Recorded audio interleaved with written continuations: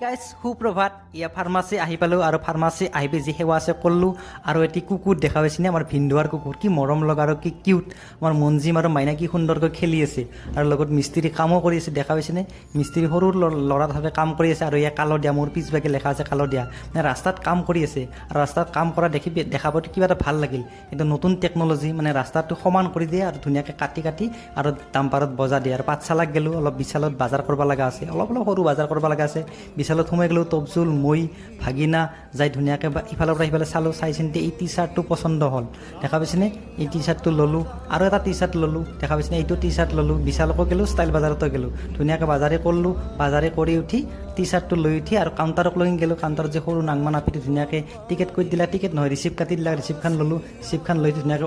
ওলাই আহিয়ে কুঁহিয়াৰৰ জুচ খালোঁ আমি চাৰিটাত কুঁহিয়াৰৰ জুচ এক গিলাচ খালোঁ এইটো মিনি ব্লগ ভিডিঅ'টো সম্পূৰ্ণকৈ চোৱাৰ বাবে ধন্যবাদ।